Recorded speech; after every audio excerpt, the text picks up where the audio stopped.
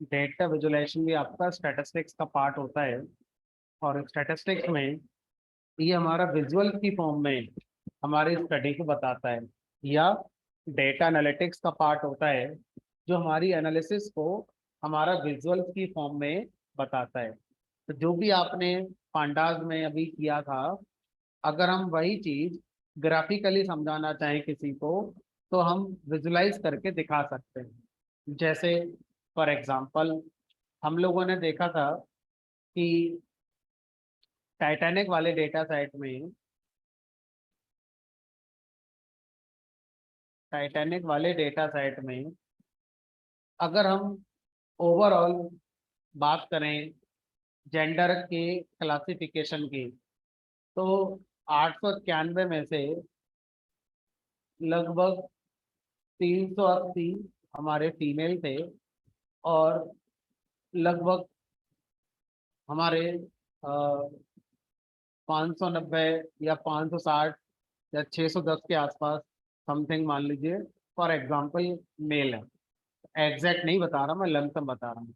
अब इस बात को ग्राफिकली मैं ऐसे ना दिखाकर ऐसे दिखाऊं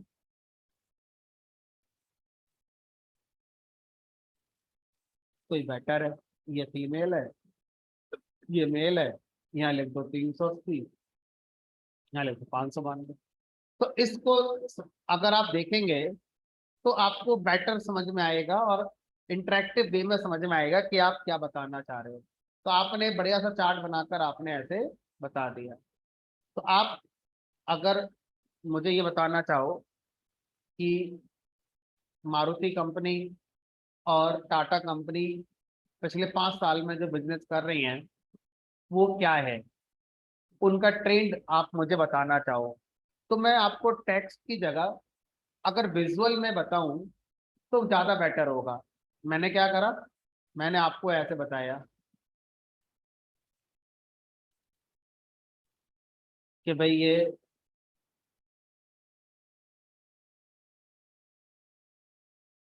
2018, 2019, 2000 डॉट डॉट डॉट 22,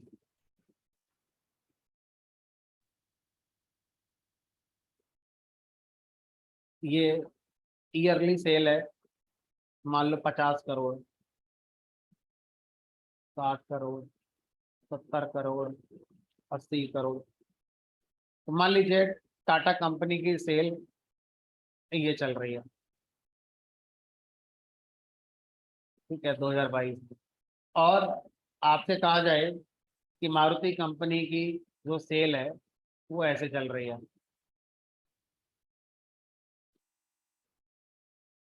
तो ये टाटा कंपनी की सेल है और ये मारुति कंपनी की सेल है। तो इसको देखकर आपने क्या एनालिसिस करा, इसको देखकर आप किसी को क्या बताना चाह रहे हैं कि मारुति कंपनी की सेल 2018 में कितनी थी, 50 करोड़। फिर वो समय के साथ बढ़ी, फिर बढ़ते बढ़ते 2022 में कितनी हो गई है हमारी, 60 करोड़, 80 करोड़ पहुंच गई है। बट टाटा कंपनी की सेल 2018 में 60 करोड़ थी, फिर 2019 में कम हो गई, फिर हमारी बढ़नी शुरू हुई, फिर अभी भी कम है। बट अगर मैं ट्रेंड देखूं तो यहाँ पर मारुति कंपनी का जो ट्रेंड है वो समय के साथ बढ़ रहा है। मारुति कंपनी की सेल समय के साथ ऊपर जा रही है, लेकिन टाटा कंपनी की जो सेल है वो हमारा अप डाउन करते हुए चल रही है। इस बात को इस तरह से समझा जा सकता है। तो ये क्या है, हमारा विजुअलाइजेशन ही तो है। अगर मैं आपसे कहूँ कोविड 2020, 2021, 2022,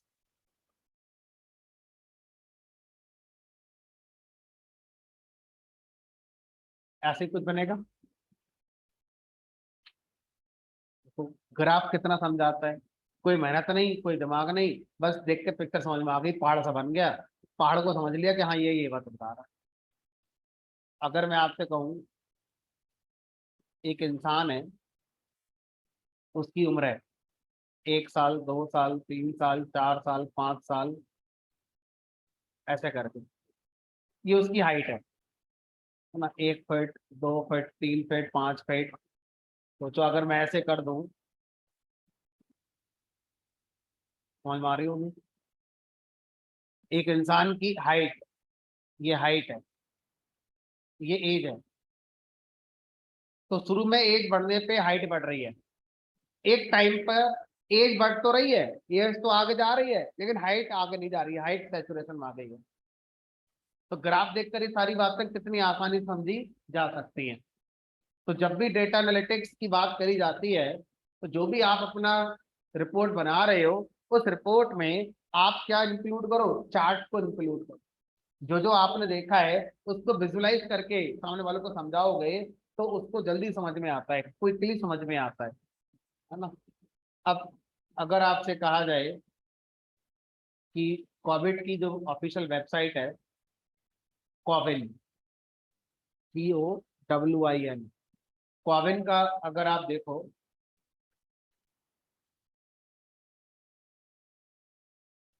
तो ये आंकड़े हैं।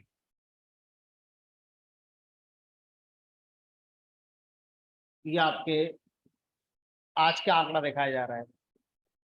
आज 8 बजे से 9 बजे तक के बीच में हमारा जो रेड वाला लाइन है, वो टोटल डोज की है, कि टोटल डोज 8 बजे से 9 बजे तक के बीच में कितनी लगी है। लगभग मान लो कितनी लगी होंगी, 10,000 के आसपास।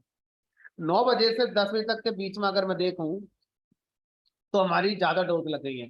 यहाँ तक हम आ गए हैं, लगभग 40,000 डोज हमारी लगी है, सुबह 8 बजे से लेकर और 10 बजे तक।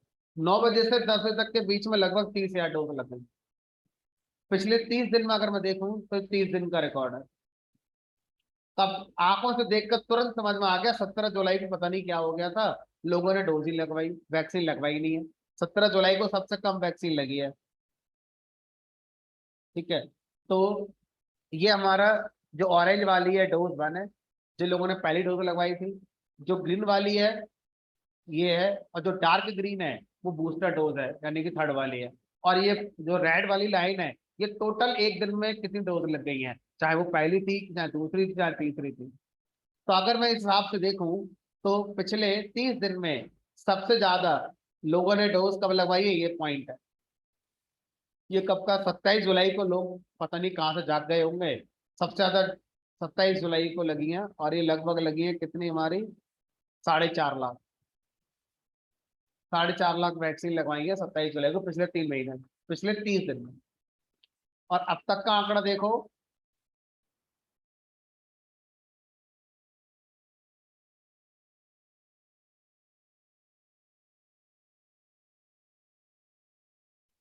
अब तक का नहीं है, ये होगा हमारा आंकड़ा 16 जनवरी 2022 से लेकर 30 जुलाई तक का है।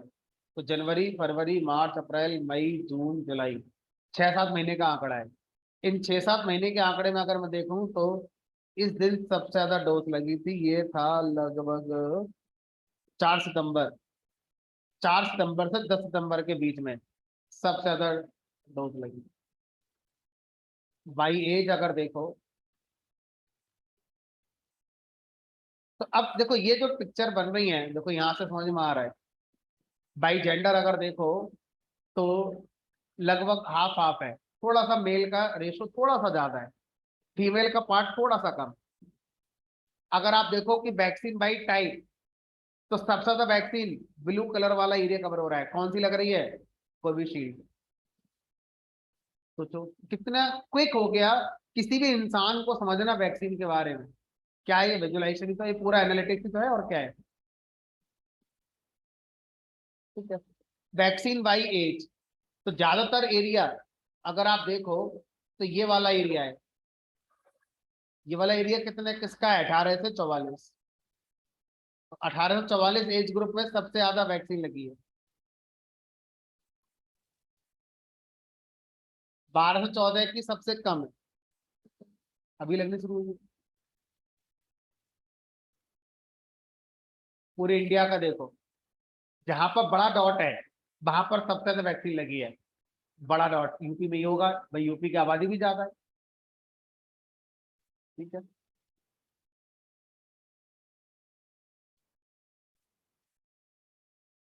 अब ये दिखाया उन्होंने अर्बन और रूरल एरिया के हिसाब से, शहरी और ग्रामीण एरिया के हिसाब से इन्होंने बताई है 21 जुलाई को वैक्सीन। 21 जुलाई को ब्लू ब्लू वाला एरिया है अर्बन का, शहरी इलाकों में वैक्सीन 21 जुलाई को लगी थी लगभग 1 लाख, और रूरल एरिया में लगी थी 1 लाख से 3 लाख, मतलब लगभग 2 लाख वैक्सीन लगी। तो मतलब 21 जुलाई को अगर मैं देखूं तो रूरल एरिया में, ग्रामीण इलाकों में ज्यादा वैक्सीन लगी है। लेकिन 31 जुलाई को अगर मैं देखूं, 31 जुलाई को अर्बन एरिया में ज्यादा वैक्सीन लगी है देन रूरल एरिया। देखो कितना आसान है। अगर ये पिक्चर नहीं होती तो इतनी सारी बात जो मैंने आपको बताई है, इसको अगर मैं आंकड़ों से बताऊं तो बहुत समय लग जाएगा आपको समझने में, सिर्फ नंबर लिखकर टेक्स्ट लिख लिख कर बताऊं तो। इस तरह से जैसे कोविड के डेटा का ये एनालिसिस की रिपोर्ट है पूरी, तो पूरी रिपोर्ट आप देखो चार्ट के साथ बन रही है, और आपको समझना कितना आसान हो गया, मैंने आपको समझा दिया, कोई भी किसी को भी समझाया जा सकता है। घर में आपके कोई भी इंसान हो सकता है जिसने बीटेक करी है नहीं करी, फर्क ही नहीं पड़ता उसे, इस चार्ट को देखकर वो समझ जाएगा कि हाँ भी क्या चल रहा है। तो इसी तरह से अगर आपको किसी कंपनी का डेटा दिया जाए, तो आपको उस कंपनी के डेटा से जो चीजें आपको मिली हैं उसको आपको समझाना है, इसी तरह से चार्ट में रखकर समझाते हैं। ठीक है। और जो ये स्क्रीन आती है जहां पर आप ये अपने चार्ट बनाते हैं, इस स्क्रीन को क्या बोलते हैं टेक्निकल टर्म में? डैशबोर्ड। तो ये पूरी स्क्रीन को क्या बोला गया? डैशबोर्ड। डैशबोर्ड के अंदर हम क्या बनाए? बहुत सारे अपने अपने चार्ट्स बनाए। ठीक है। चलिए, तो हमारा जो टॉपिक है वो यही शुरू हो रहा है, डेटा विजुअलाइजेशन। जितना भी हमने अब तक पढ़ा है उसको हम विजुअलाइज करके अगर दिखाना चाहते हैं तो कैसे हम लोग विजुअलाइज करके दिखा सकते।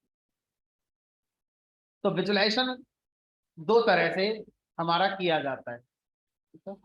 विजुअलाइजेशन करने के दो तरीके हैं। एक तो हमारा विजुअलाइजेशन होता है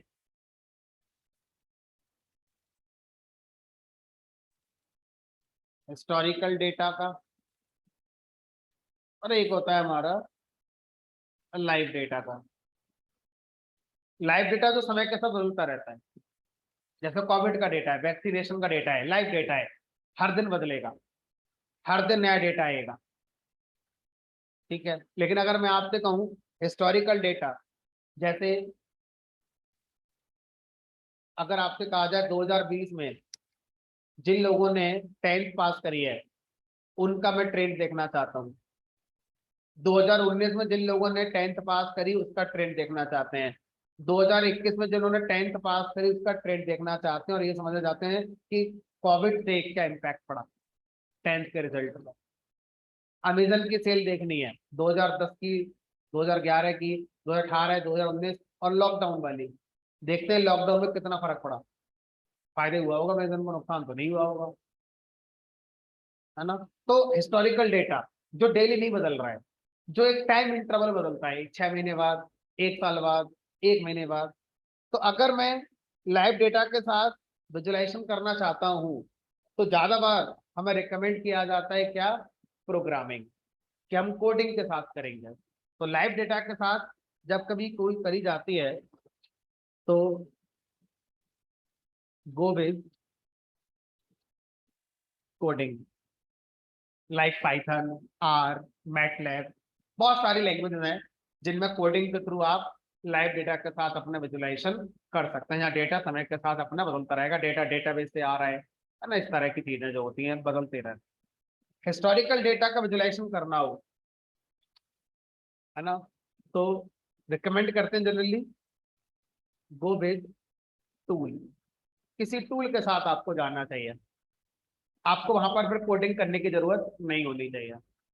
अब टूल की अगर मैं बात करूं तो टूल में एक आता है टैबलू, एक आता है पावर बीआई, या और भी इस तरह के।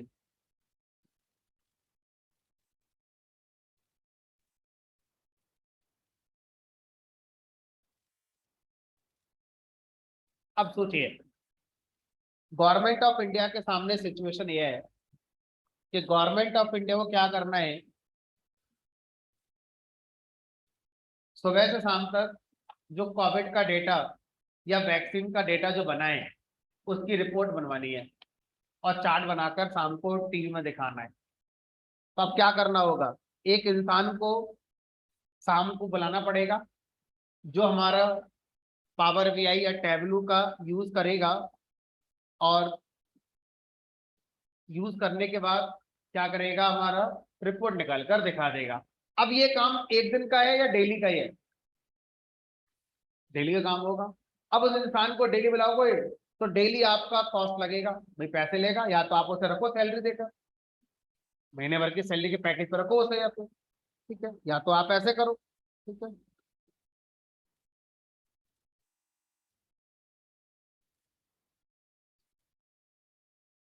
दूसरा, आप एक काम करो, प्रोग्रामिंग के थ्रू कोई एक सॉफ्टवेयर डेवलप करा लो। उस सॉफ्टवेयर में क्या होगा, बस अपलोड पे क्लिक करो, डेटा पहुंच गया सॉफ्टवेयर में, और जो डेटा बदला है उसके हिसाब से पिक्चर बनकर आ गई। कल शाम को जब डेटा आ जाए तो अब इंसान को नहीं बुलाना है, इस इंसान ने सॉफ्टवेयर बना दिया है, अपलोड का बटन है, क्लिक करो और उसके बाद फिर क्या कर दो, डेटा अपलोड कर दो, और अब जो डेटा है वो नए डेटा के हिसाब से पिक्चर बनकर आ गई।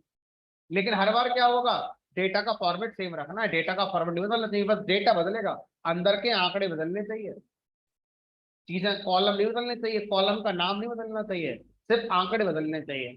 अगर ऐसी सिचुएशन है तो मैं लाइव डेटा उसको कंसीडर कर सकता हूँ। मैं ऐसे डेटा को रिपोर्ट बनाने के लिए मैं पावर बीआई टैबलू का यूज नहीं करूंगा, मैं एक सॉफ्टवेयर डेवलप करा दूंगा, जैसे इन्होंने बना रखा है कॉबिन वाला।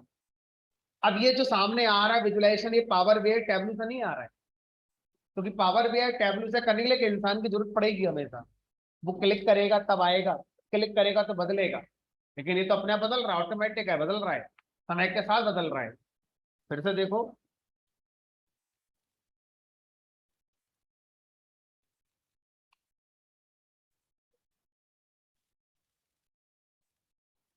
अब 8 बज गए, 9 बज गए, 10 बज गए, आपको क्या लगता है कि जब 11 बजेंगे तो कोई बैठकर इसमें एडिट करेगा, चेंज करेगा? तब 11 बजेंगे नहीं, अपने आप कोड 11 बजा देगा। जैसे ही 11 बजेंगे अपने आप ये एडजस्ट हो जाएगा, 12 बजेंगे फिर से अपने आप एडजस्ट हो जाएगा, अपने आप सारे आंकड़े बदलेंगे, पूरा डेटा अपने आप बदलेगा।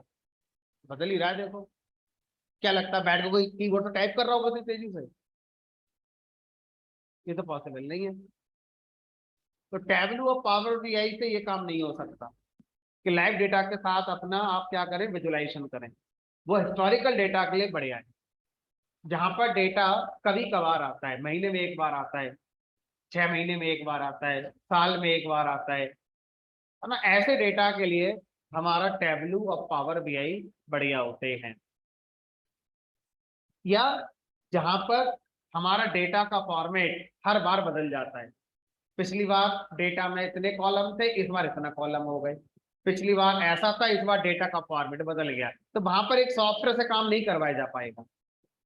वहां पर एक इंसान को हमेशा इन्वॉल्व होना पड़ेगा, देखना पड़ेगा कि किस बार क्या हुआ। तो वहां पर टैबलू और पावर बीआई की जरूरत पड़ेगी। ठीक है, तो जहां पर आप अपनी रिपोर्टिंग को, एक विजुलाइजेशन को आप ऑटोमेटिक करना चाहते हैं, एक बार मेहनत करके किसी ने वेबसाइट बना दी होगी, और इस वेबसाइट को जिस लैंग्वेज में बनाया गया होगा उस लैंग्वेज में विजुलाइजेशन की कुछ ना कुछ लाइब्रेरीज आती होंगी, उनका यूज करके कोडिंग कर दी गई। अब बस इस वेबसाइट पे डेटा डालना है और अपने आप वो कोड विजुअल बना बना के देता रहेगा। समझ में आ रहा है? ठीक है, चलिए। तो अब अगर मुझे पाइथन कोडिंग के साथ, अगर मुझे पाइथन कोडिंग के साथ आगे बढ़ना है, ठीक है, तो कैसे बढ़ेंगे? हमारे पास इन पाइथन एक लाइब्रेरी है जिसका नाम है मैटप्लॉटलिब, और एक लाइब्रेरी है जिसका नाम है हमारा सीबॉर्ड। ये दो लाइब्रेरी का हम यूज करके क्या करेंगे, हम विजुलाइजेशन करेंगे कोडिंग का यूज करके, जिसमें बस आप अपना डेटा बदलिए, फॉर्मेट डेटा का सेम रहना चाहिए, हमारा वही कोड आपके चार्ट बना बना के देता रहेगा, सिर्फ डेटा बदलना है आप। ठीक है, और जब मैं बात करूंगा टूल की, डेटा विजुलाइजेशन के टूल की, तो आपके कोड में रखा गया है टैबलू के लिए। तो आपको मैं टेबल सिखाऊंगा इसके बाद।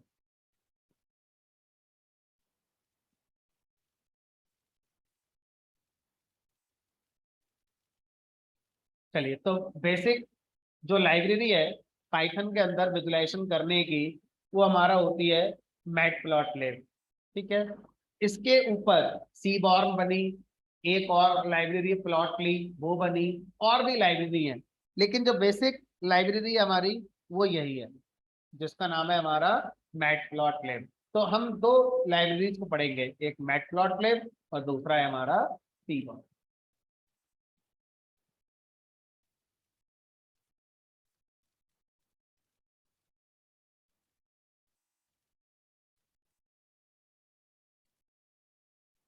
रुकेंगे 1 मिनट।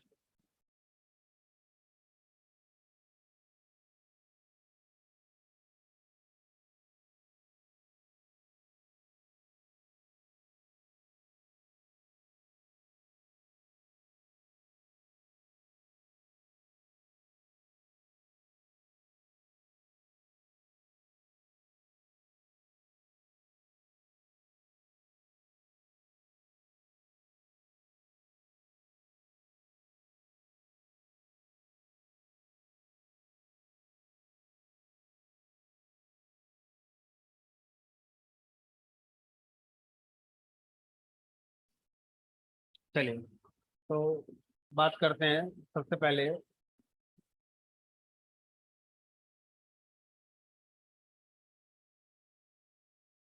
Types of chart. कितने टाइप्स के चार्ट हमारे जो हम यूज करते हैं इस काम को करने के लिए। तो अगर हम टाइप्स की बात करें तो एक होता है हमारे पास लाइन चार्ट, एक होता है हमारे पास हिस्टोग्राम, एक होता है हमारे पास बार चार्ट, एक होता है हमारे पास pie chart, scatter chart, etcetera. बहुत है, कहाँ तक नाम लिखोगे। तो जो मैंने 5 लिखे हैं ये इंपॉर्टेंट है, ये अगर आपको आते हैं तो आप कुछ भी कर सकते हैं। बाकी ठीक है, आते हैं तो अच्छी बात है, लेकिन ये 5 आने बहुत जरूरी है। Line chart, histogram, bar chart, पाई chart, scatter chart.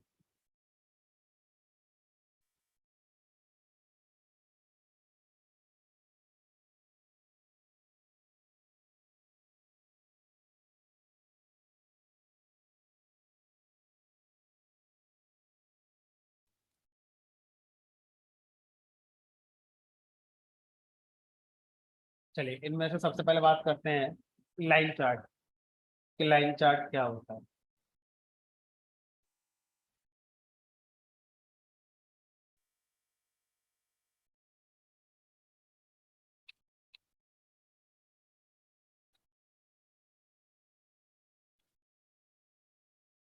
Line chart अलग अलग पर्पस के लिए यूज किया जा सकता है।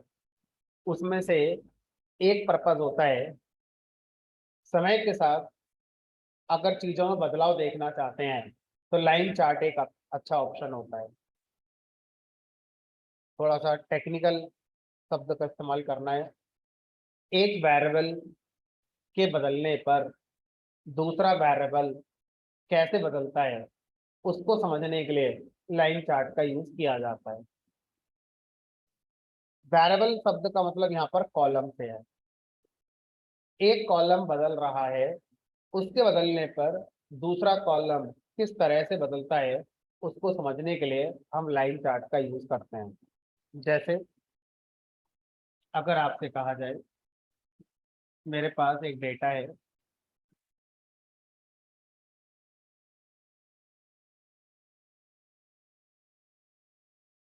और मान लीजिए यहाँ पर आपका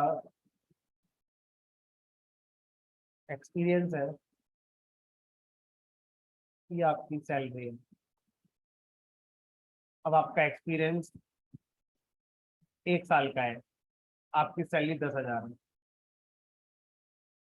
आपका एक्सपीरियंस बढ़ गया, 2 साल का हो गया, आपकी सैलरी 12,000 हो गई। आपका एक्सपीरियंस 3 साल का हुआ, सैलरी आपकी 20,000 हो गई। आपका एक्सपीरियंस 4 साल का हुआ, सैलरी आपकी 25,000 हो गई, dot dot dot dot dot. अब इसमें ऐसा कौन सा वेरिएबल है, ऐसा कौन सा कॉलम है जो समय के साथ बदलेगा ही बदलेगा?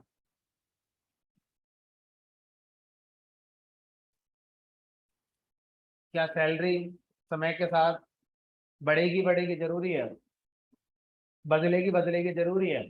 अभी कोविड तो फिर से आ जाए, कोई नया वायरस आ जाए, तो आधी कंपनी निकाल देंगे एम्प्लॉयज को अपने, और बोलेंगे 50% सैलरी देंगे, और ये भी कह सकते हैं 3 महीने तक सैलरी नहीं देंगे।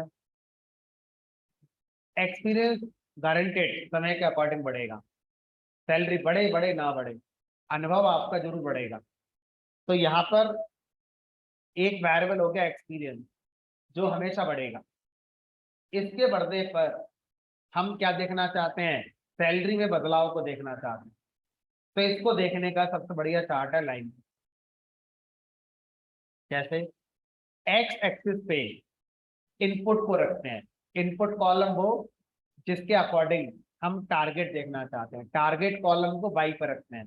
टारगेट कॉलम वो जिसको हम देख रहे हैं, जिसके बदलाव को हम देख रहे हैं। तो वाई में सैलरी या सैलरी आएगी, और यहाँ पर कौन आएगा? एक्सपीरियंस आएगा एक्स पर। तब experience 1 2 3 4 dot dot dot, salary 10,000 12,000 14,000 dot dot dot dot dot 25,000। 1 साल एक्स पे सैलरी 10,000 है, 2 पे सैलरी 12,000 है, 3 पर सैलरी 20,000 है, 4 पर सैलरी 25,000 है। अगर मैं इनको लाइनों को मिला दूं, आपस में इन पॉइंट्स को मिला दूं, इससे समझ में आ रहा है कि 1 से 2 पे गए तो सैलरी बदला हुआ, 2 से 3 पे गए तो अच्छा बदला हुआ, लेकिन जब 3 से 4 पे गए तो बहुत ज्यादा बदलाव नहीं हुआ है। अगर ये ऐसे हो जाता, मतलब और बढ़िया इंक्रीमेंट हुआ मेरा, और अगर ये ऐसे ना जाकर ऐसे आ जाता, इसका मतलब है कि मेरा डिक्रीमेंट हो गया, मेरा एक्सपीरियंस बढ़ा बट मेरी सैलरी कम हो गई। ठीक है, तो अब कितनी आसानी से लाइन चार्ट को इस बात से समझाया जा सकता है। तो लाइन चार्ट का पहला यूज क्या होता है? लाइन चार्ट का पहला यूज होता है कि किसी भी टाइम के अकॉर्डिंग आप किसी कॉलम में बदलाव को देखना चाहते हैं। तो आपके पास 2 कॉलम होंगे, अगर मैं फाइल की बात करूं, 2 कॉलम में एक कॉलम ऐसा है जो समय को रिप्रेजेंट कर रहा है, जो एक्सपीरियंस है उसमें समय आ गया इनडायरेक्टली। जब एक्सपीरियंस बढ़ेगा तो समय के साथ ही बढ़ेगा। ऐसा तो है नहीं कि आज आपका एक्सपीरियंस 1 साल का है, दोपहर को 2 साल का हो गया, शाम को 5 साल का हो गया, ऐसा तो नहीं होगा। समय के साथ ही बढ़ेगा एक्सपीरियंस। ठीक है। दूसरा, अगर मैं आपसे कहूं कि मेरे पास डेटा है यही कोविड का, मैं आपसे कहूँ 2020 में ईयर केसेस, 2020 में इतने केस आए थे, 21 में इतने आए थे, 22 में इतने आए थे, तो ये समय है। इस समय के साथ मैं कोविड के केसेस के बदलाव को देखना चाहता हूँ। तो लाइन चार्ट में एक कॉलम ऐसा है जो बढ़ता है, कंटिन्यूसली बढ़ेगा ही बढ़ेगा, और कंटिन्यूसली गारंटी के साथ जो बढ़ता है वो कौन होता है? समय। हाँ, तो समय एक ऐसा है जो गारंटी है, बढ़ेगा बढ़ेगा, रुक नहीं सकता कभी भी।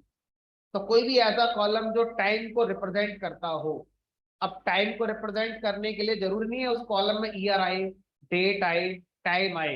एज कॉलम को भी तो आप टाइम के साथ रिलेट कर सकते हैं। अगर किसी कॉलम में एज स्टोर है किसी इंसान की, तो किसी इंसान की एज अगर बदल रही है तो आगे बढ़ी रही होगी।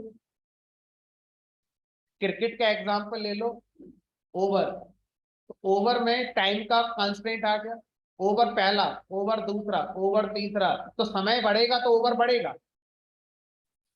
तो अगर मेरे पास कोई ऐसा डेटा है जिसमें एक कॉलम टाइम की डायमेंशन को रिप्रेजेंट करता है, समय को रिप्रेजेंट करता है, तो वो हमेशा बढ़ रहा होगा। उसके बढ़ने पर हम किसी दूसरे कॉलम में बदलाव देखना चाहते हैं कि समय बढ़ने पर दूसरा कॉलम बढ़ रहा है, कम हो रहा है, या आगे कांस्टेंट डायरेक्शन में बढ़ रहा है। वो देखने के लिए हम किसका यूज करते हैं? लाइन चार्ट का यूज करते हैं।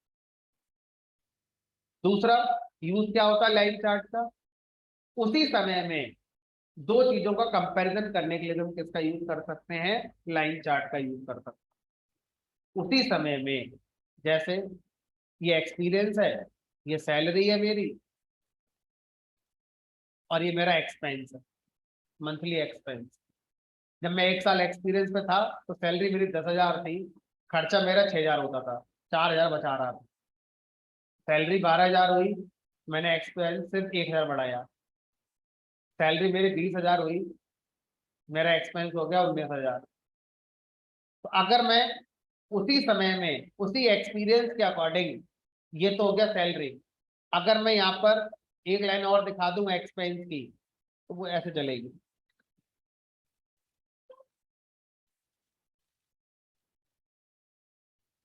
इससे पता चल रहा है कि आपका जो एक्सपेंस था वो सैलरी से कम चल रहा था 1 साल पर, 2 साल पर, लेकिन जब आपका एक्सपेंस 3 साल हुआ तो आपका सैलरी और आपके एक्सपेंस मिल गए लगभग।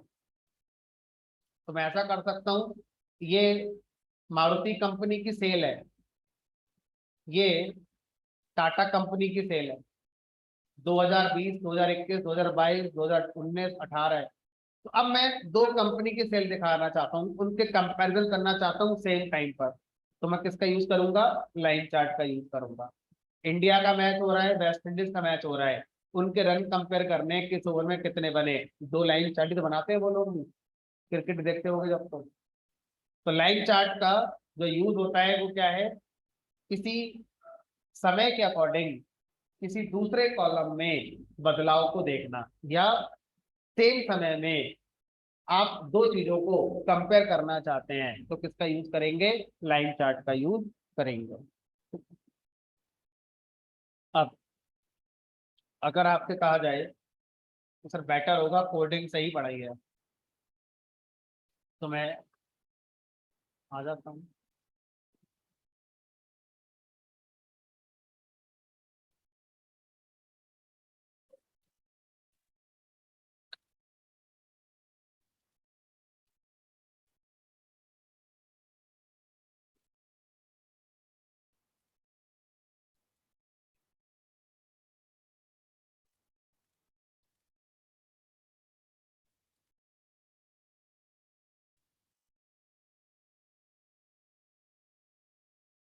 तो क्या करना होगा, मान लीजिए अ, वो एक्सपीरियंस और सैलरी वाला ही बना दीजिए। तो आपको क्या करना होगा, पहले पिक्चर में आप बना कर देखो, जिससे आपको समझना आसान हो। ये एक्स, ये वाई। पहले प्रोग्राम में हो सकता है पूरी क्लास निकल जाए, लेकिन समझना जरूरी है, उसके बाद फिर बहुत आसान हो।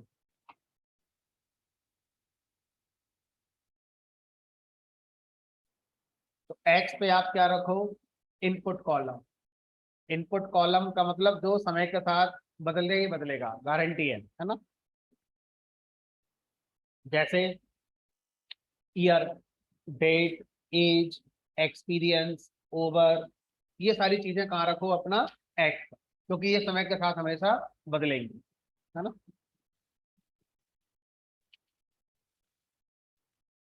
तो मान लो यहाँ रख दिया मैंने एक्सपीरियंस, और यहाँ रख दी मान लीजिए मैंने सैलरी। अब किसी का एक्सपीरियंस 1 साल है, फिर 2 साल हुआ, फिर 3 साल हुआ, फिर 4 साल हुआ, मान लो 5 साल का मैंने देखा है। सैलरी 10,000, 15,000, 20,000, 21,000, नहीं 25,000,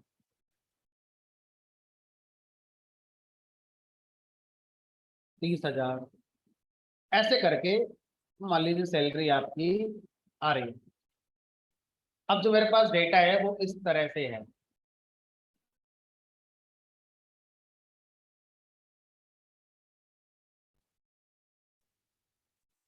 एक्सेल फाइल है कोई, जिसमें एक्सपीरियंस कॉलम है एक, और एक सैलरी कॉलम है। एक्सपीरियंस अब 1 साल था तो सैलरी 10,000 है। एक्सपीरियंस अब 2 साल हुआ तो सैलरी 12,000 है। एक्सपीरियंस जब 3 साल का हुआ तो सैलरी 20,000 है। 4 साल एक्सपीरियंस हुआ तो सैलरी 25,000 है। 5 साल एक्सपीरियंस पर सैलरी मान लीजिए आपकी 25,000 ही है। अब ये जो डेटा है ये छोटा है तो आंखों से देखकर भी मैं समझ जाऊंगा कि मेरी सैलरी क्या हो रही है, बट ये डेटा बहुत ज्यादा बड़ा होता तो मुझे विजुलाइज करके समझने में आसानी होती। अब मैं क्या करूंगा, इस वाले पॉइंट को उठाऊंगा। ठीक है, तो अब जब हम ग्राफिक्स बनाते हैं तो ग्राफिक्स में एक्स एक्सिस वाई एक्सिस होती हैं, एक्स डायमेंशन वाई डायमेंशन होती हैं। डायमेंशन को कॉलम भी कह सकते हैं। एक्स डायमेंशन एक्सपीरियंस कॉलम हो गया, वाई डायमेंशन या वाई एक्सिस मेरा सैलरी कॉलम हो गया। अब एक्सपीरियंस 1 पर सैलरी 10,000, तो यहाँ से चले एक्सपीरियंस 1 पर पहुंचे और यहाँ से चले 10,000 पहुंचे, ये इनका इंटरसेक्शन पॉइंट होगा, ये मैंने यहाँ पर ऐसे बना दिया। तो ये क्या हो गया, ये एक पॉइंट हो गया जो इस डेटा का एक हमारा एक्सपीरियंस पर सैलरी को ग्राफिकली दिखा रहा है। अब अगर मैं 2 और 12 को दिखाऊं तो 2 ये आ गया, 12 लगभग यहाँ आएगा, 10 से थोड़ा ऊपर, है ना। 320, 3 हो गया, 20 यहाँ पर आएगा कभी। तो 3 और 20 ये हो गया, 425, 4 ये रहा और 25 आपका ये रहा, 525, 520।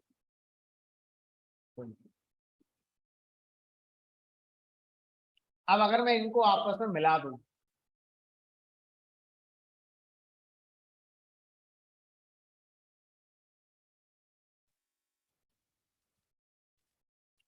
तो क्या बन गया हमारा ये लाइन का। समय के साथ एक्सपीरियंस के साथ सैलरी कैसे हमारी बढ़ रही है वो हम यहाँ पर आसानी से दिखा सकते हैं। अब सर इसका कोड बनाकर दिखाइए, कहानी समझ में आ गई। तो जो 2 कॉलम्स हैं उनको हम प्रोग्रामिंग में 2 लिस्ट मान सकते हैं, 2 टपल मान सकते हैं, 2 एरे मान सकते हैं, 2 सीरीज मान सकते हैं। ठीक है, एक्सपीरियंस को मैंने एक लिस्ट मान लिया सिंप्लिसिटी के लिए, 1 2 3 4 5। सैलरी को एक दूसरी लिस्ट मान लिया, तो ये लिस्ट भी हो सकती है, एरे भी हो सकता है, सीरीज भी हो सकती है, कुछ भी। 10,000, 12,000, 20,000, 25,000, 25,000। अब क्या करना है आपको, अब आपको ये पिक्चर बनानी है। तो विजुअलाइजेशन देने के लिए पाइथन में लाइब्रेरी इंपोर्ट करनी है जिसका नाम है मैटप्लॉटलिब। मैटप्लॉटलिब वास्तव में एक पैकेज है, ठीक है, और इस पैकेज के अंदर मॉड्यूल है जिसका नाम है पाईप्लॉट। तो मैं लिखूंगा import matplotlib dot pyplot as P. तो इसमें मैटप्लॉटलिब पैकेज का नाम है, पाईप्लॉट मॉड्यूल का नाम है। तो पाईप्लॉट मॉड्यूल को वास्तव में हमें इंपोर्ट करना है, हमने कर लिया। अब पाईप्लॉट मॉड्यूल के अंदर एक फंक्शन है जिसका नाम है प्लॉट। प्लॉट फंक्शन क्या करता है, लाइन चार्ट बनाने वाला काम करता है। प्लॉट फंक्शन का काम होता है लाइन चार्ट बनाना, लेकिन प्लॉट फंक्शन को आपको क्या देना होगा, एक्स पर कॉलम क्या रखना है और वाई पर कॉलम क्या रखना है ये आपको देना। तो लिखेंगे एक्स पर हमें क्या रखना है, एक्सपीरियंस, और वाई पर हमें क्या रखना है। इंटरनली ये फंक्शन क्या करेगा, इंटरनली ये फंक्शन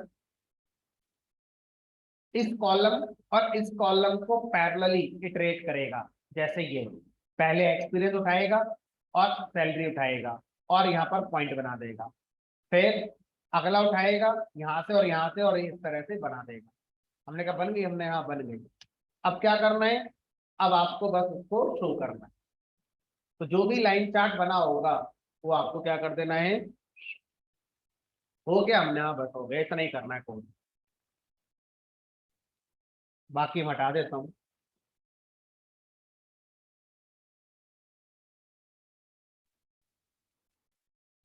सर एरर आ गई, चला नहीं है आपका, देखो कहाँ गलती करी है। तो प्लॉट के अंदर जहां आपने एक्स लिखा है, डायरेक्ट लिखो, एक्स और वाई ना बताओ, डायरेक्ट लिखो। मानते हो पहला वाला एक्स है और दूसरा वाला वाई है।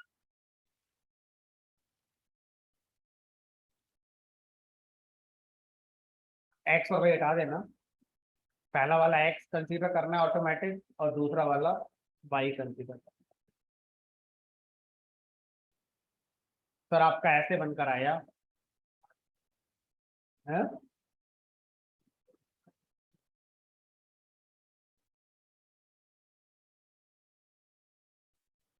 देखो क्या समस्या है, एक पर ये है, डेढ़ पर ये है, दूसरा अलग अलग हो गया।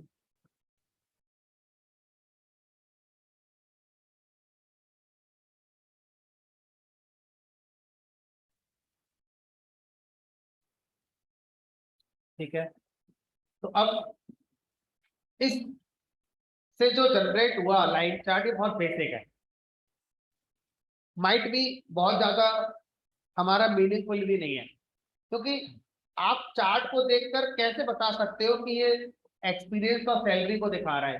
क्या पता एक्स पर जो बातें हैं वो क्या लिखी हुई हैं, आपको कैसे पता कि ये क्या है, आपको क्या पता ये क्या है। जिसने बनाया है उसे पता है कि सैलरी है और एक्सपीरियंस है, बट देखने वाले को पता तो चलना चाहिए कौन है कौन नहीं है। तो हमें क्या करनी चाहिए, लेबलिंग। लेबलिंग का मतलब क्या होता है, एक्स एक्सिस पर हम लिखना चाहते हैं कि ये है, वाई पर हम लिखना चाहते हैं कि ये हमारा सैलरी है। तो अगर मैं लिखना चाहता हूं तो कैसे लिखूंगा, अलग अलग बना रहा हूँ, ठीक है, ताकि पता रहे कि कब कब क्या करना। तो शो करने से पहले मैटप्लॉटलिब का फंक्शन कॉल करेंगे, x label. X level function से क्या होगा, जो भी आपका अभी चार्ट बनाए वो चार्ट का जो एक्स एक्सिस है उस पर आप क्या लिखना चाहते हैं वो लिख जाएगा। मैं लिखना चाहता हूँ एक्सपीरियंस, ये लो जी एक्सपीरियंस लिख दिया। अब ठीक है, सर बाई पर भी लिख दो, यहाँ लिखेंगे PLT डॉट वाई लेबल, और यहाँ पर क्या आएगा हमारा,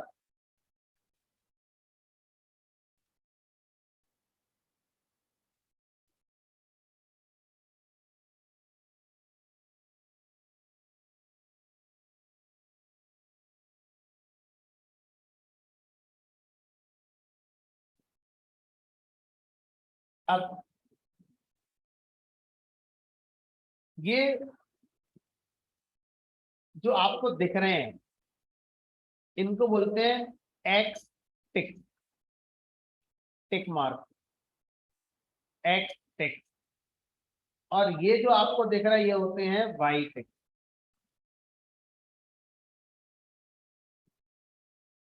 एक्स टिक्स, वाई टिक, ये ऑटो जनरेटेड होते हैं according to data, auto generated based on data. Data कितने कहाँ से कहाँ तक है, देखो 1 से लेकर 5 तक, उसने अपने आप बीच में इंटरवल 0.5 का डाल दिया, मैंने नहीं कहा था ऐसा करने के लिए, अपने आप उसने 10 से लेकर 24 तक बना दिया, और बीच बीच में 2 का इंटरवल डाल दिया, मैंने नहीं कहा था कि दो दो के इंटरवल पे टिक मार्क दिखाना।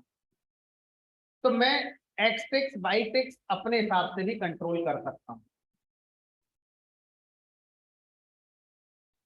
मैं चाहता हूँ ये 1 2 3 4 5 ऐसे दिखना चाहिए, और दिखना चाहिए मान लीजिए हमारा 6 तक। ठीक है, तो मैं लिखूंगा यहाँ पर शो करने से पहले PLT डॉट एक्स टिक, और यहाँ पर एज ए लिस्ट बता दो अपने टिक 1 2 3 4 5 6 7 तक देखेगा। वाई वाई बताओगे तो ठीक है, नहीं तो ऑटो जनरेटेड हो जाएंगे। हमने कहा नहीं बता दो, वाई टिक्स भी बता दो। तो आप बताओ वाई टिक्स में क्या देना है। हमने कहा वाई टिक्स में दो 10,000, फिर 15,000, फिर 20,000, 25,000, 30,000, 35,000, ऐसे दो। अब टिक मार्किंग मेरे हिसाब से होगी, ठीक है। 1 2 3 4 5, आपका डेटा 5 तक का कंटेन करता है। टिक मार्क आप कितना भी दिखा दो, आप अपनी सैलरी अपने हिसाब से जो चाहे वो दिखा सकते। तो X ticks Y ticks auto generated है बेस्ड ऑन डेटा।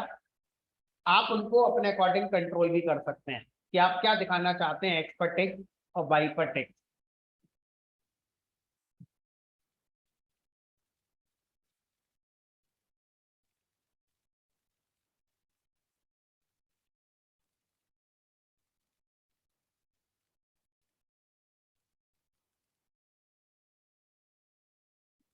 अब हम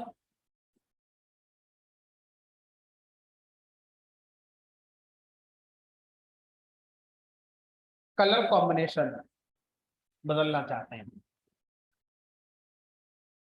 हम चाहते हैं सबसे पहले तो हमारी जो लाइन आ रही है इस लाइन का कलर बदल जाए। हमसे नहीं पूछा किसी ने कि लाइन ब्लू कलर की आनी चाहिए कि रेड कलर की आनी चाहिए। डिफॉल्ट कलर लाइन का एक दे दिया गया है, ठीक है।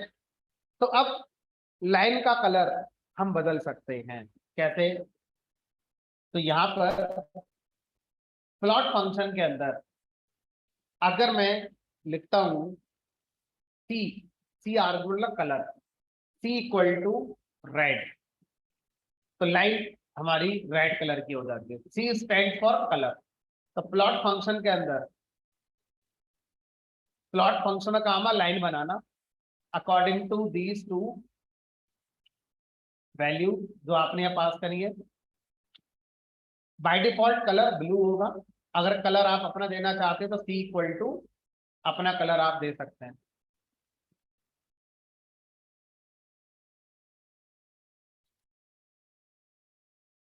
कलर का नाम आप कोई भी दे सकते हैं जो आपका मन करे, लेकिन कुछ ऐसे कलर जो डे टू डे हम लाइफ में बोलते हैं, सुनते हैं, देखते हैं, उनके कुछ एब्रीविएशन दे दिए गए। एब्रीविएशन मतलब सब उनका पहला लेटर लिखने से काम हो जाएगा। जैसे रेड को अगर आप आर भी लिख दोगे तो भी काम चल जाएगा, ठीक है। और अगर मान लीजिए आपको ब्लू चाहिए तो आप ब्लू लिख सकते हैं या फिर बी भी लिख सकते हैं। अगर आपको मान लीजिए येलो चाहिए तो वाई, ब्राउन चाहिए तो बी थोड़ी लिखोगे, बी से तो ब्लू आएगा। तो अब आपकी मजबूरी है, पूरे लिखना पड़ेगा। सर पिंक चाहिए, पिंक नहीं चला, लेकिन पूरा लिख दोगे चल जाएगा। तो जो ज्यादा यूज होने वाले कलर हैं उनकी एब्रीविएशन चल जाएंगे, मतलब उनका पहला लेटर भी चल जाएगा। अदरवाइज फुल नेम तो किसी का लिखो चल जाएगा। और अगर ब्लैक, ब्लैक हो गया सर, ब्लैक का एब्रीविएशन है ट्रिक। ब्लैक की हिंदी क्या होती है, काला। काला की स्पेलिंग हिंदी में लिखो, इंग्लिश में लिखो, क्या लिखोगे, के से। तो के शॉर्टकट है काला का। सर अगर कोई चाइना पढ़ेगा तो वो कैसे समझेगा इस बात को, तो उन्हें क्या पता काला क्या होता है। अब उनका उनकी हेडेक हमारी हेडेक, हम तो अपनी ट्रिक सोच रहे हैं कि याद रखना आसान हो जाए। केक और काला हमने याद रख लिया ऐसे करके। अब वो अपना देखेगा, चाइना वाला अपना देखे, जापान वाला अपना देखे, कैसे याद रखेगा इस बात को। अब पूरा लिख दे, ब्लैक लिख दे, पूरा क्या है। चलिए, तो इस तरह से हम क्या कर सकते हैं, हम अपनी लाइन का जो कलर है वो अपना बदल सकते हैं।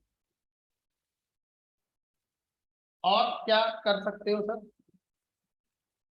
हमने कहा और हम ये कर सकते हैं कि हमारी जो लाइन है, इस लाइन का थिकनेस बढ़ा सकते हैं। लाइन थोड़ी पतली नजर आ रही है, मैं चाहूँ थोड़ी मोटी कर दो, थोड़ी डार्क नजर आनी चाहिए लाइन। तो यहाँ पर क्या लिखेंगे? प्लॉट फंक्शन में जहां मैंने अभी कलर बताया था उसी के बाद लिखेंगे लाइन विड्थ। लाइन की विड्थ, लाइन की चौड़ाई कितनी करनी है। तो पहली बार में अटेम्प्ट करना है हिट एंड ट्रायल। मान लो मैंने 5 कर दी। अब देखो 5 कितनी होती है सर? बहुत ज्यादा हो गई, तो कम कर दो। मैं कहा ठीक है सर, फ्लोट दे सकते हमने कहा। चलो ठीक है। तो लाइन की विड्थ आप कंट्रोल कर सकते।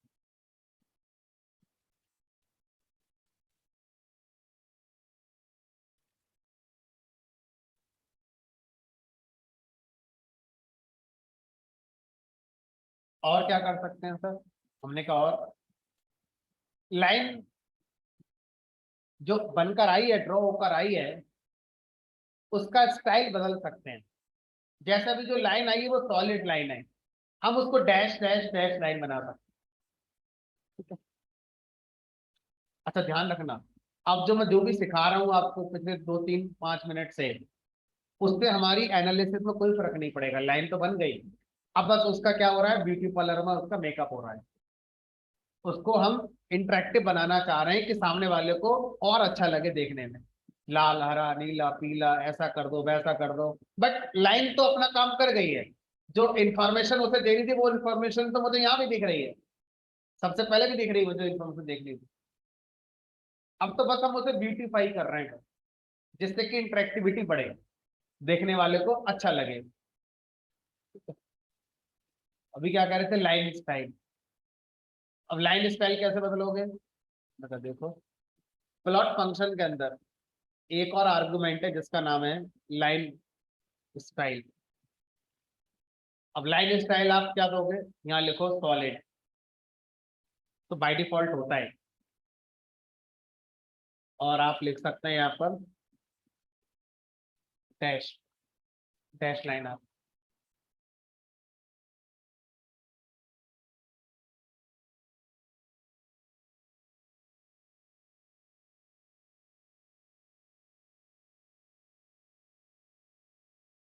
लाइन स्टाइल आप जब बताते हैं तो लिख भी सकते हैं, और सिंबल भी है डैश,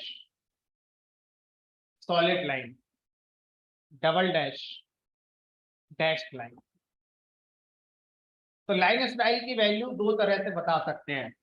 प्रॉपर वर्ड लिख सकते हैं डैश, सॉलिड, डैश डॉटेड, तीन होते हैं। और आप उनके सिंबल भी यूज कर सकते हैं। ये सॉलिड लाइन का सिंबल है, एक बार डैश, दो बार डैश लगाएंगे तो डैश लाइन का सिंबल है। डैश के साथ डॉट लगाएंगे तो dash dotted, dash dot dash dot dash dot, ऐसे करके आएगा। और लिखना होगा तो पूरा लिखेंगे डैश डॉटेड। ऐसे करके हम क्या कर सकते हैं, लाइन स्टाइल को कंट्रोल कर सकते हैं।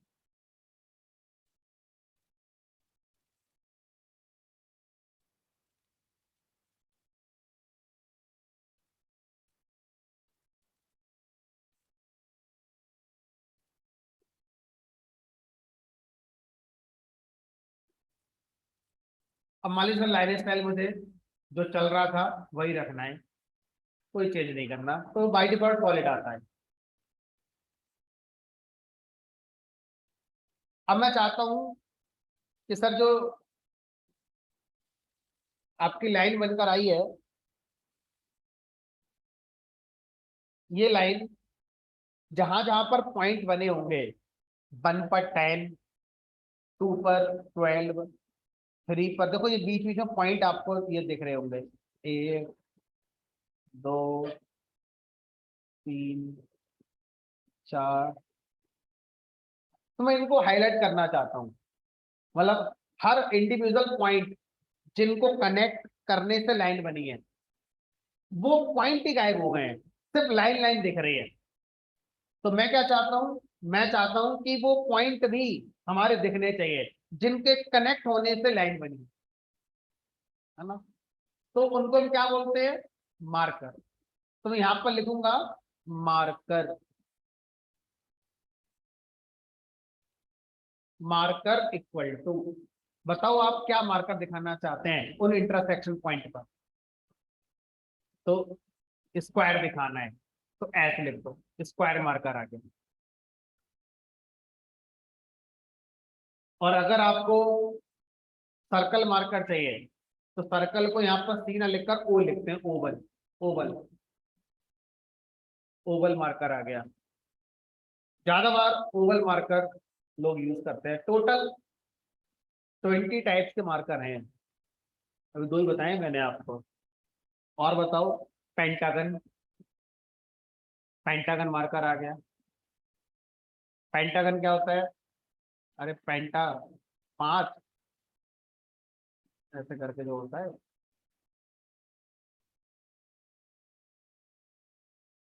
डायमंड, डी, डायमंड मार्कर बन गया। इस तरह से 20 तरह के मार्कर हैं, अराउंड 20, एग्जैक्ट 20 नहीं। मैंने कहीं लिखे थे, एक बार रुक जाओ, क्योंकि याद करना कोई खास समझदारी वाली बात नहीं है ना। कहीं एक बार लिख लो, जरूरत पड़े तो अपना देख लो। तो मैंने लिखे थे एक बार, मुझे याद आ गया।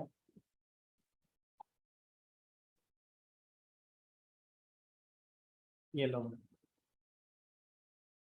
जो मार्कर हैं वो ये हैं।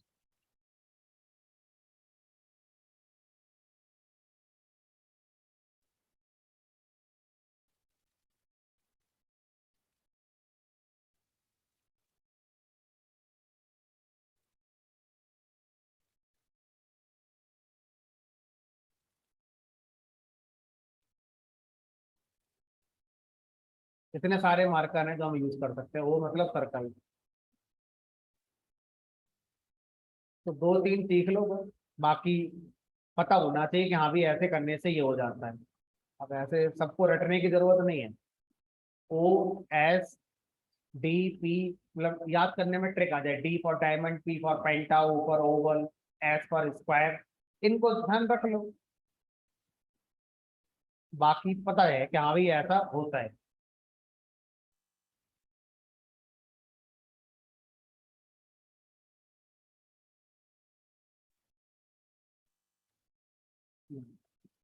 तो ये मैं आपको शेयर कर दूंगा। इसी तरह से कलर का भी मैंने निकाला था, कलर एग्रीविएशन। बी ब्लू के लिए, जी ग्रीन के लिए, आर रेड के लिए, सी सियान के लिए, एम मैजेंटा, वाई येलो, के ब्लैक, डब्ल्यू वाइट। इसके अलावा कोई कलर आपको बताना पड़ेगा फुल स्पेलिंग के साथ। इन सब का हमारा एब्रीविएशन यूज हो जाता है।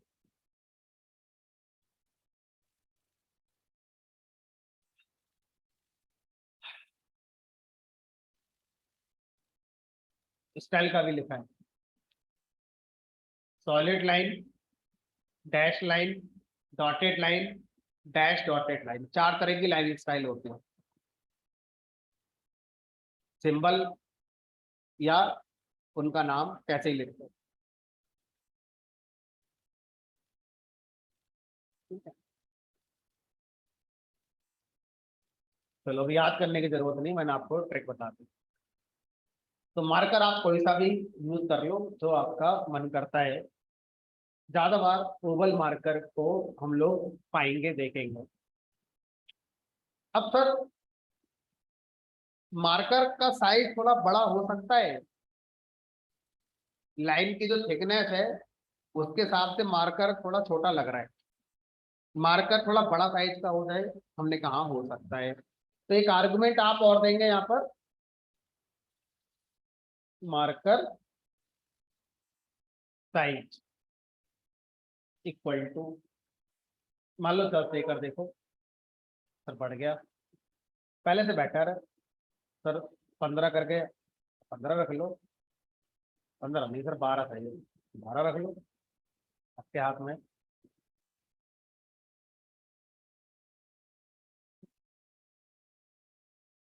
मार्कर, मार्कर का साइज,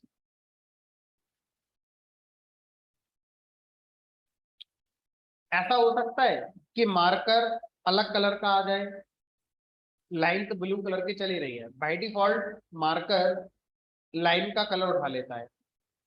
मैं चाहता हूं मार्कर का अपना कलर हो, लाइन का कलर जो चल रहा है वो चलने देते हैं, मार्कर का अपना कलर हो, तो आप ऐसा कर सकते हो। तो यहाँ पर एक और आर्गुमेंट लिखोगे प्लॉट फंक्शन के अंदर, मार्कर फेस कलर। अब ये याद करने वाली चीजें हैं, है ना, या तो कहीं लिख लो और पता हो जाएगा ऐसे होता है, या प्रैक्टिस इतनी कर लो कि याद ही रह जाए अपने आप।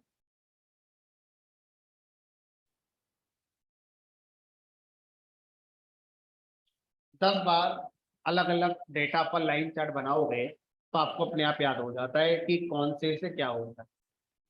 ये शायद पॉसिबल नहीं होगा कि आप ये सोचें पहले रट लेते हैं सब उसके बाद लिखेंगे, क्योंकि खत्म ही नहीं होगा, कितना है, आप शुरू ही नहीं कर पाओगे फिर कभी। पहले फंडामेंटल सीखकर शुरू हो जाओ और प्रैक्टिस इतनी कर लो कि अपने आप याद हो जाए, यही सही तरीका है।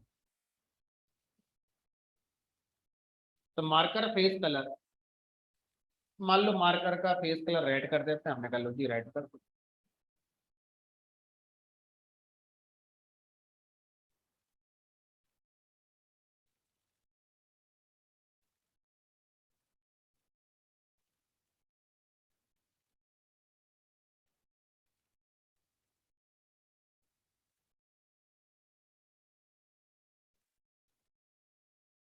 अब हम ये चाहते हैं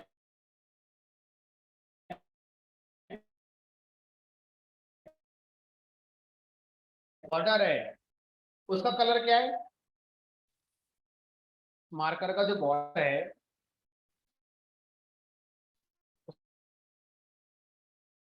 उसका कलर क्या है, जो बोला ब्लू कलर ही है, ठीक है। मैं चाहता हूँ वो अलग कलर हमारा हो जाए, ठीक है। मार्कर का साइज बड़ा होगा तो ये अच्छा दिखेगा। अब मैं चाहता हूँ मार्कर का जो बॉर्डर है वो ब्लैक कलर का आ जाए, तो यहाँ पर एक आर्गुमेंट लिखोगे, मार्कर एज कलर, मार्कर की एज का कलर ब्लैक हो जाए। अब ये ब्लैक हो,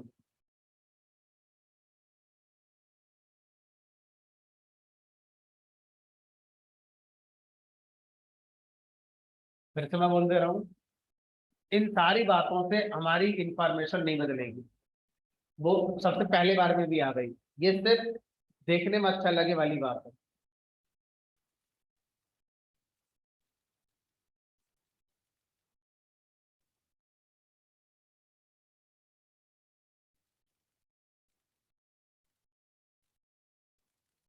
अब सर मैं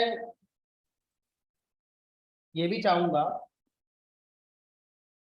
कि जो मेरा लेबल लिखा है ना, एक्सपीरियंस और सैलरी, थोड़ा सा साइज बढ़ा दो उनका, क्योंकि लाइन की और उसके मार्कर के अगर मैं रेशो में देखूं तो उनका साइज बहुत छोटा लिखा रह गया, फॉन्ट साइज छोटा रह गया उनका। डिफॉल्ट जो लाइन आई थी पहली बार उसके रेशो में वो सही लिखा है, लेकिन अब आप हर चीज बढ़ा रहे हो, है ना, तो उनका फॉन्ट भी बढ़ा दो, एक्सपीरियंस थोड़ा बड़ा लिखो, फॉन्ट साइज बदल दो उसका, उसका कलर बदल दो। तो कर सकते हैं, कैसे करेंगे, ये जो आपने यहाँ लिखा है एक्स लेवल, तो यहाँ पर एक्स लेवल में लेवल के बाद लिखो साइज,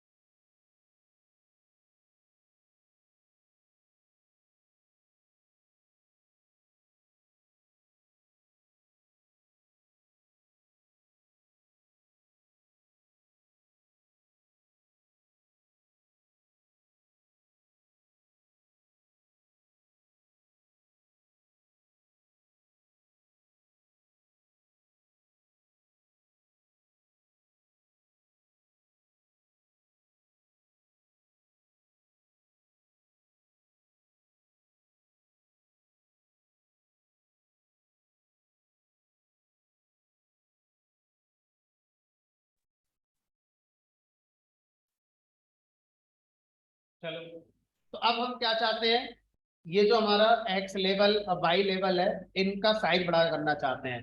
तो क्या करेंगे, एक्स लेवल में साइज इक्वल टू, दोनों में साइज की वैल्यू मैंने बता दी, तो ये आपका बढ़ गया। अगर कलर बदलना है तो यहाँ लिख दूंगा सी इक्वल टू कलर का नाम। मान लीजिए मैं बी करना चाहता हूँ, तो ब्लू कलर हो गया। सर इसका भी कर दो।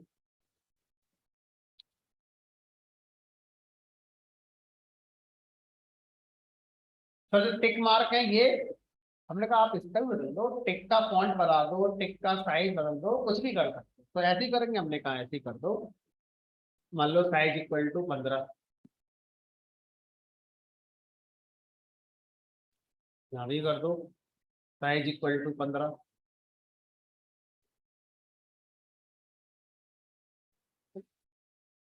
कलर यहाँ भी दे सकते हो, टेक्स्ट के कलर बदलना चाहो तो टेक्स्ट के कलर बदल सकते हो।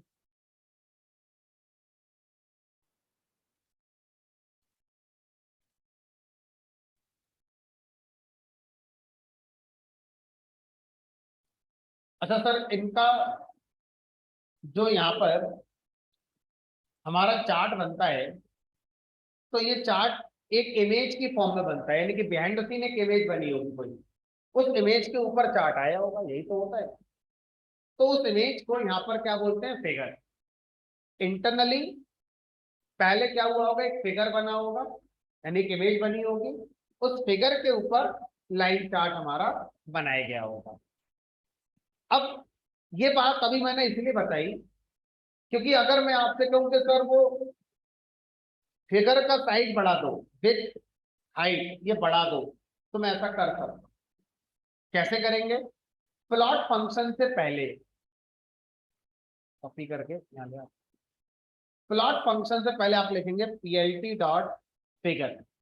इससे क्या होगा, इससे एक इमेज क्रिएट हो जाएगी, और अभी तक तो आपने करा नहीं था। तो प्लॉट फंक्शन अपने आप एक इमेज बना लेता था, जिसके ऊपर लाइन चार्ट बनता था। अगर मैं पहले अलग से इमेज बनाने का कोड लिखना चाहता हूं, तो plt डॉट फिगर, इससे क्या होगा, एक फिगर क्रिएट होगा, एक इमेज क्रिएट होगी। इसका फायदा यह है कि मैं फिगर का साइज बदल सकता हूँ। डिफॉल्ट जो फिगर बनेगी उसका साइज आप नहीं बदल पाएंगे। तो फिगर का साइज आप बताओ, विथ इंच में कितने इंच रखनी है।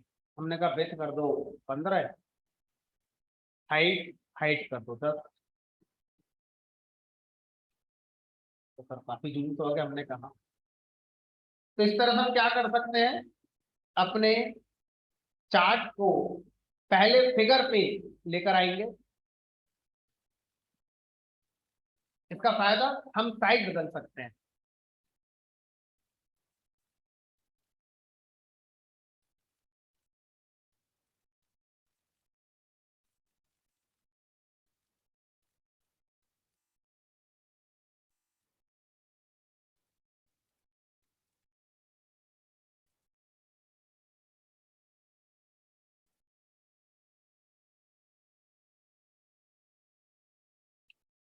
अच्छा, अब मैं यहाँ पर एक टाइटल भी लगा सकता हूँ।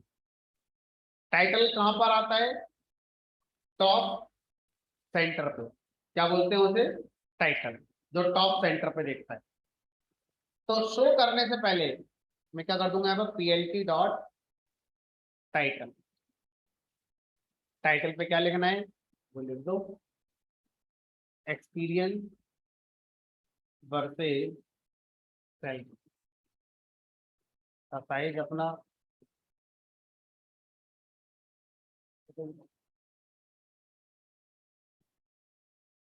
तो ये टाइटल है।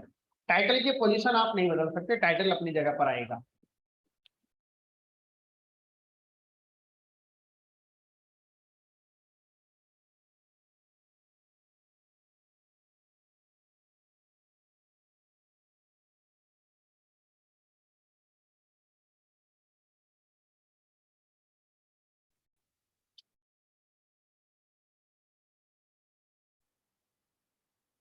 अब अगर आपसे कोई पूछे कि भाई 4 साल पर सैलरी कितनी है, तो आप आंखों से देखकर बताएंगे, देखो 4 साल ये रहा, और इस पर सैलरी ये रही, लगभग 25,000 सैलरी है।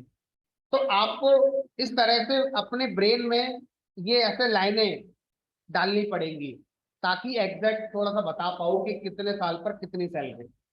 कोई बोलेगा 3.5 साल पर इस तरह से क्या रही होगी, तो वैसे है नहीं, बट अगर ट्रेंड में देखो 3.5 साल में लगभग 22,000 सैलरी रही होगी ट्रेंड के साथ।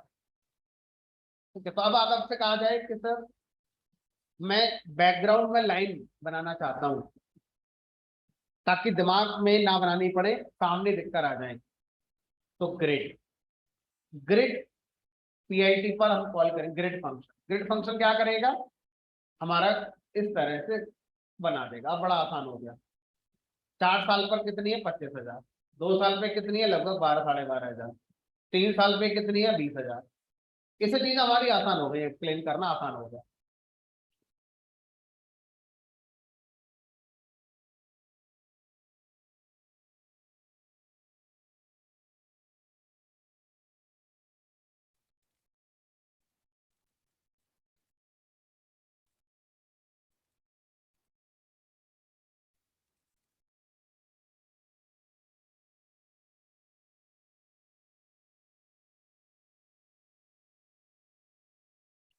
अच्छा, अगर मुझे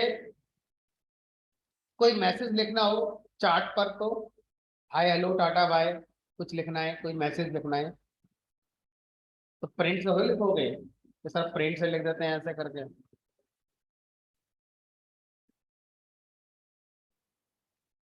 प्रिंट से तो ये आ गया यहाँ पर, यहाँ से ना, तो हम तो चार्ट में दिखाना चाह रहे थे, तो प्रिंट से नहीं आएगा। किससे आएगा, पीएलटी, मैट प्लॉट लेके जो फंक्शन है उनसे, तो PLT dot text. Text function से क्या होगा, कोई भी मैसेज आपका आएगा। आपने लिख दिया हेलो, देखिए सर एक चीज बताओ, हेलो कहाँ आएगा, यहाँ आएगा, यहाँ आएगा, सेंटर में, बीच में, दाएं बाएं, किधर आएगा। हमने कहा आपको बताना पड़ेगा एक्स वाई कोऑर्डिनेट। आप हेलो को मान लो यहाँ लाना चाहते हो, फॉर एग्जाम्पल यहाँ पर, तो यहाँ पर एक्स कितना है 3 और वाई कितना है 30, तो आपको बताना पड़ेगा 3, 30 के इंटरसेक्शन पॉइंट पर हेलो को लिखना शुरू करो।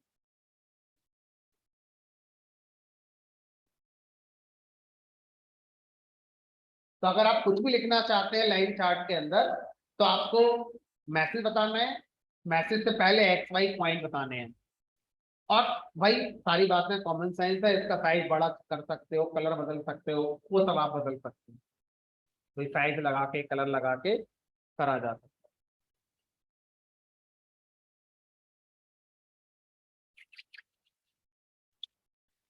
सर एक अच्छा और रह गई अभी, बताओ, हर पॉइंट पे लिखवा दो सैलरी कितनी यहाँ लिख दो कि 1 साल पर 10,000 है ना, 2 साल पे 12,000 है, 3 साल पे 20,000 है, 4 साल पे, हर पॉइंट पे लिख दो और अच्छा हो जाएगा। हमने कहा अभी लिखवाना सिखाया ना आपको, बताओ यहाँ लिखना चाहते हो 1 पर 10,000, तो लिख दो 1 पर कितने लिखना चाहते हो 10,000। लेकिन सर एक चीज बताओ, बाई की वैल्यू क्या है यहाँ पर 10, लिखना भी 10,000 है लेकिन बाई की वैल्यू भी तो 10 ही है, यहाँ पर क्या लिख दो। तो ये वो है जो दिखेगा, ये वो इंटरसेक्शन पॉइंट है जहां पर देखेगा। तो थोड़ा ऊपर नहीं कर दो, ऊपर कर दो। बताओ क्या बढ़ा दो यहाँ पर, थोड़ा सा बाई बढ़ा दो, 11 कर देते हैं, ऊपर आ गया। सर बहुत ऊपर चला गया, तो 10.5 कर दो।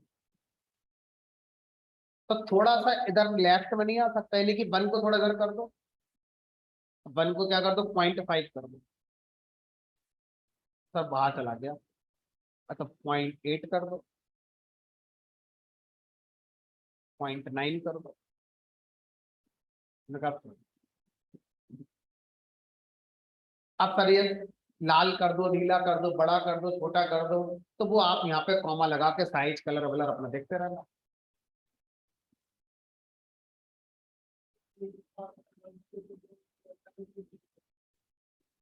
जो भी करना है लॉजिक लगाना पड़ेगा। ठीक है, अब जैसे अभी तो मैंने एक पे लिखा है, आपने, मैं सोच रहा ये पूछोगे सब पे कैसे लिखा जाएगा। अभी तो 5 पॉइंट है सर, 50 पॉइंट हुए तो ऐसे कहाँ तक लिखूंगा मैं, बहुत समय लग जाएगा।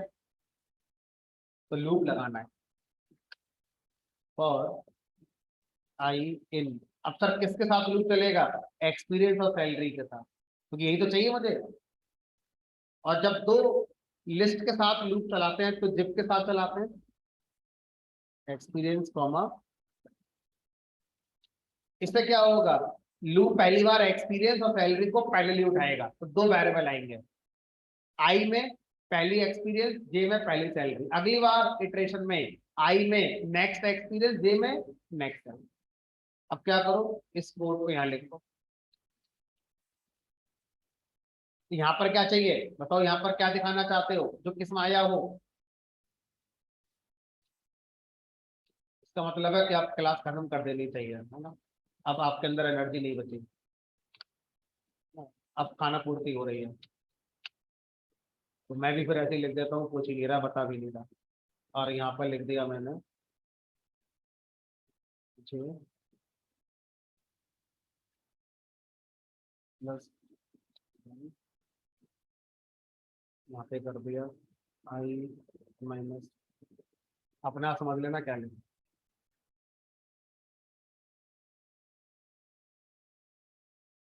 एक्सपीरियंस सैलरी प्लस है ना, ये 12,000, 20,000, 25,000।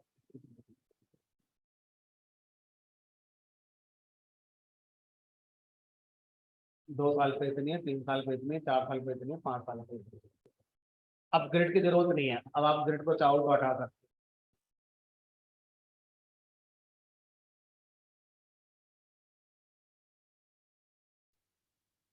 आप चाहते हो सर के भी लिख कर आए, तो जो प्रिंट हो रहा है उसके साथ आप क्या लिख दो, साथ में के भी लिख दो।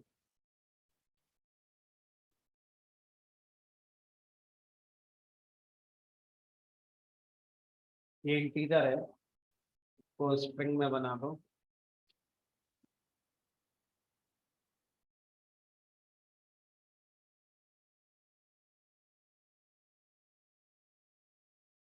सर इसको अगर मुझे किसी को देना हो तो एज इमेज सेव कर दो, ताकि मैं उसको पेन ड्राइव में दे दूं या व्हाट्सएप पर शेयर कर दूं। शो फंक्शन की जगह पर सेव फिगर फंक्शन कॉल। इसे बताओ इमेज किस इमेज में सेव करना है। मान लीजिए मैंने कर दिया सैलरी डॉट png, तो डी ड्राइव के अंदर सैलरी डॉट png इमेज बन जाएगी, जिसमें ये चार्ट सेव हो जाएगा, दिखेगा भी और सेव भी हो जाएगा। दिख भी रहा है और सेव भी होगा।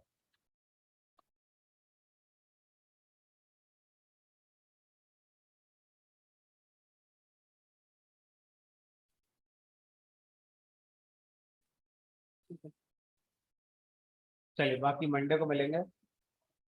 मंडे मंडे को इसके आगे बढ़ेंगे।